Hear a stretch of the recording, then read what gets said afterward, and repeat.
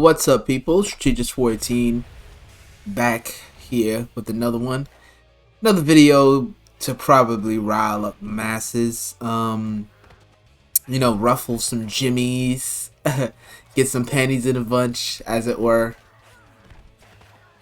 So The Last of Us HBO show has dropped recently. I have absolutely no interest in watching the show, and browsing Twitter, I've seen some interesting things. Twitter is a very interesting place for gaming. Like, seriously, Twitter. If you are a gamer, you're going to you're interested in setting up a YouTube channel, make a Twitter. You're gonna get endless amounts of ideas and inspiration for content. It's ridiculous, dude. Like, the amount of ideas and inspiration I've gotten from just looking at Twitter and the gamers and their, shitty opinions. That's a pretentious term, I guess. Whatever terminology you want to use for their opinions, I guess. Extreme, I don't know. Twitter is a great place for inspiration. So if you ever have video block, I guess, go to Twitter and you'll find out your next gaming video or your next video of a topic of discussion. Trust me, Twitter is a gold mine for ideas. But anyway, I wanted to talk about this little topic that was going around prior to The Last of Us HBO show release. And it was talking about, there was the I don't know if he was the director. I forgot what this guy was. Oh, he was the showrunner. Specifically in the article that called him the showrunner of The Last of Us HBO show. And this guy, who clearly doesn't play video games, came out and said that Last of Us is the greatest video game story ever told. Now, for somebody who actually plays video games outside of your typical mainstream stuff that everybody kind of talks about and plays, I play stuff outside. I play stuff outside of that. I actually, these days I don't necessarily rely on AAA games. For a long time, for years now, I would say ever since last generation, ever since the year of 2014. I've been always looking for different kinds of games to play, whether that be indie, whether that be niche games.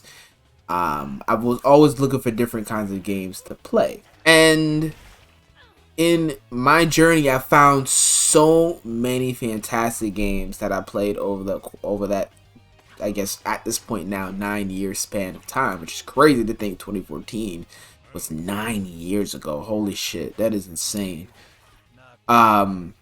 But back then, I was not really interested in AAA games. If you look at my PlayStation trophies, this is back when I was playing on the PlayStation, I really did not have a lot of AAA stuff. I played a lot of a lot of smaller titles, indies, mostly the niche games that people didn't really pay attention to.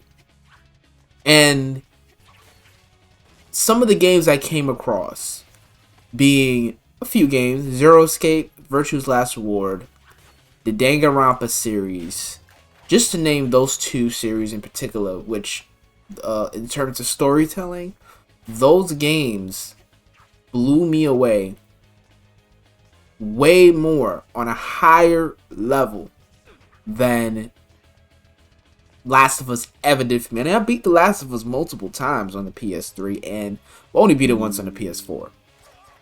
But I've been multiple times on the PS3, and I've never found The Last of Us to captivate me in terms of storytelling. At least not for me personally.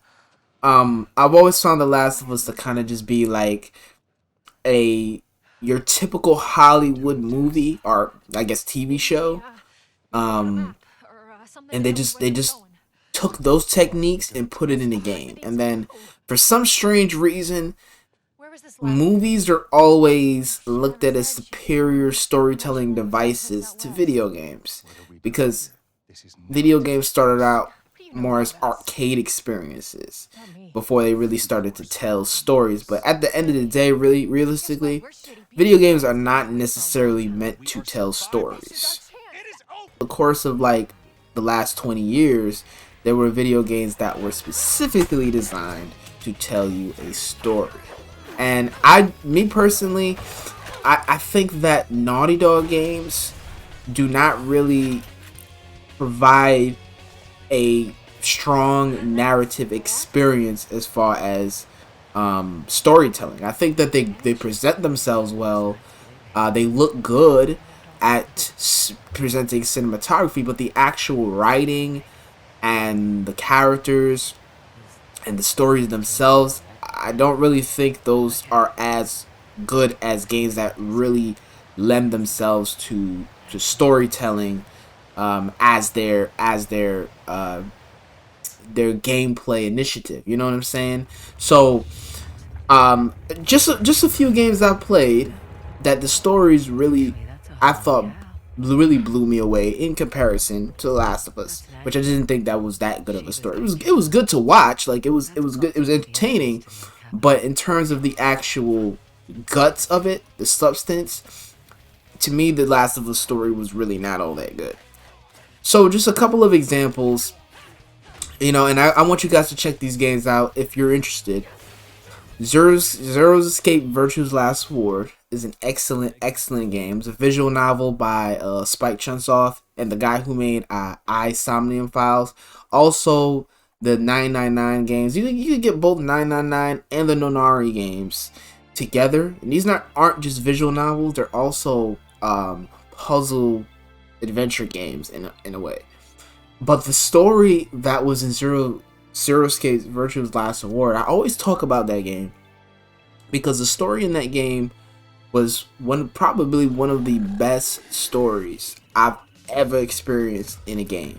That story was ridiculous, and it had multiple endings. You had to play the game multiple times and go through multiple routes in order to really get down to the mystery of what was going on, because you would go through one ending in Zero Escape: Virtue's Last Reward, and it wouldn't even be the true ending. You would have to go down this branching path to really get the true ending, like the real uncover the real conspiracy of what was happening. And dude, as he was going along these different paths and it really felt like they for every single path you go down to get to the true ending, let's say, like the true path of what was the true story of what was really being told.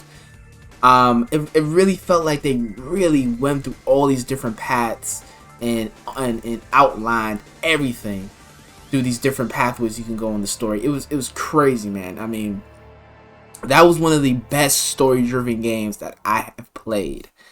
And it does not get enough credit. It really does not get enough credit. That is true storytelling in a video game. Second game is the Danganronpa series. Even though I think Danganronpa 3 was a little on the weaker side, it was still a great game story. So, in talking about Danganronpa, Danganronpa is essentially you essentially are in this killing game, and your memory is kind of the kids who are participating in the killing game in Danganronpa. Their memories are essentially shot, but they all have a talent that they remember that they have. They all have a talent, basically, that they have. That they do better than everybody else in the world, right? So they get essentially invited to this school, and then they get invited to the school, and then they have to essentially participate in like this killing game, and then like kind of like live together. And then really, it's really not about that. There's really a whole big conspiracy. I'm not even going to try to spoil it for you guys, but that's kind of the synopsis of the way it goes. And if you play Danganronpa 1 and 2, and also Ultra Despair Girls is actually really good as well. If you guys have played those games, let me tell you, listen, and you don't have to be an anime fan to like these games. These games are, to me, I think that anybody who just likes a good story can enjoy these games. So, Danganronpa Ultra Despair Girls, well, let's just say all the games. Those are some of the best, and I mean the best story-driven games that I have played. On any console. I mean, it's also on PC. It's kind of like everything. Switch, PC, Vita, PS3, PS4. Excuse me, PS4. And man, I played the PS4 version of Danganronpa 1 and 2. And man, those games were fantastic, man. I really enjoyed my time with those games. And if you want real story-driven games that really is genius in the way they tell stories and use the video game medium to their strength, unlike The Last of Us, unlike these fake bullshit story games like Naughty Dog games, and you know, really games that just use cutscenes and cinematography to trick you into thinking that the games have good stories. No. Danganronpa is the real deal. And another game that's a little older, that a lot of people probably have not played or heard about. If I have any I know I got a lot of PC gamers that watch my channel, because I'm mostly a PC gaming channel, but I kind of cover everything. Another game that I feel like the story was really good, and better than The Last of Us, which is, to be honest, that's not even a high bar to really. Again, if you've actually played story-driven games that were made in tandem with the gameplay, like the whole idea of that game was to not only tell you a story, but to make a game interactively. I'm not necessarily talking about like David Cage, Heavy Rain, and Beyond Two Souls type games. I'm talking about where those games came from, which is your point and click games, and that makes me segue into my next point, talking about Broken Sword. Broken Sword, Shadows of the Templar. That was another game that I played that I found to be a really good video game story. The characters from George and Nico were great. The performances were great. It was just like this classic Disney adventure. You're really getting down to this like this ancient conspiracy, uncovering this like mystery and stuff. And you know, a good mystery always makes for a good story. And the Broken Sword, Shadows of the Templar is probably one of my favorite point and click adventure games, and one of my favorite story driven games that does not get talked about a lot. This is another game I just wanted to put in there. I feel is a fantastic game as far as storytelling goes.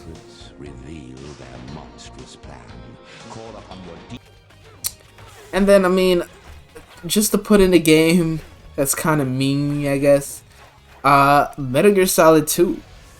Metal Gear Solid 2 is another game I thought had a way better story than The Last of Us. Fantastic story. I love stories that really are abstract and have a message.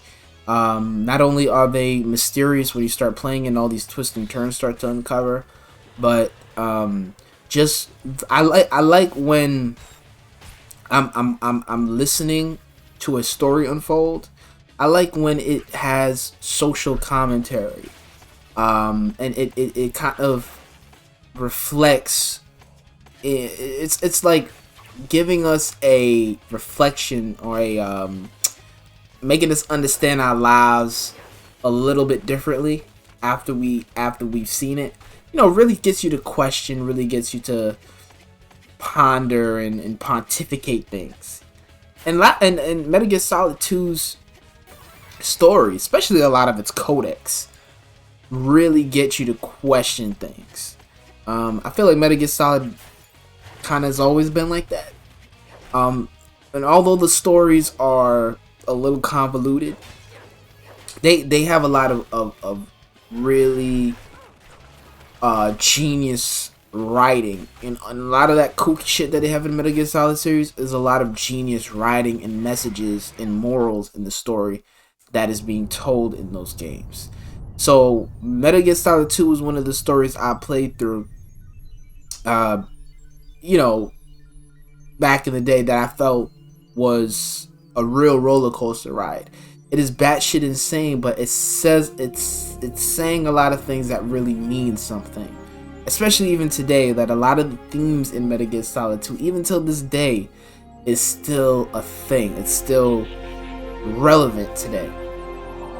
You understand what I'm saying? So that's another game I felt like the story was just way better than what I played from The Last of Us. I just think The Last of Us is a meme at this point. That people who have clearly not played video games, or just really don't have like the, I don't know, I don't want to sound pretentious, but they don't really have the palate, I guess, to really, you know, absorb genius storytelling, understand a sight genius storytelling. They look at a good story as how well cutscenes and how well cutscenes is presented, which is not a good story. Just because a cutscene looks good, voice acting sounds good, does not make a good story. It'll make an entertaining story, but doesn't mean the story's gonna be good. Yeah, guys, I just wanted to make this quick video, talking about my thoughts on The Last of Us, as far as this story. And God, I don't know why are we still talking about this game like almost 10 fucking years later, dude. Well, really, it's gonna be 10 years. It's gonna be 10 years since this game was released in June. And why are we still talking about this fucking game, dude? Like, this game was not that good. In fact, the second game was better in terms of gameplay, but people hate that game for some reason. I guess because of the story, but the story in the first game really wasn't all that, in my opinion, anyway. It was entertaining, but it wasn't like this massive, detailed, genius level of storytelling. It was just in Hollywood, you know what I'm saying? I don't know. Anyway, we could beef in the comments. We could talk on Discord, talk on Twitter, get into detail. I like getting discussions about games. I don't like when everybody has the same opinion on stuff. If you guys notice from my channel, I don't necessarily, it's not a popularity channel, okay? I'm gonna talk about stuff, I'm gonna make videos on stuff that is not gonna be looked at as popular opinion. I'm always gonna be that way. I've never seen myself as somebody who's went with the popular opinion, who's went with the you know, the regular smegula. I've always been somebody that's felt like, don't want to say contrarian, but has always seen things differently in life and whatnot. So hope you guys enjoyed the video. Had a little bit of a you know, maybe found out about some games you didn't know about, or just seen a different perspective of somebody who just has something different to say. But anyway, guys, GG418, I love you, hope you love me, and I'm out. Peace.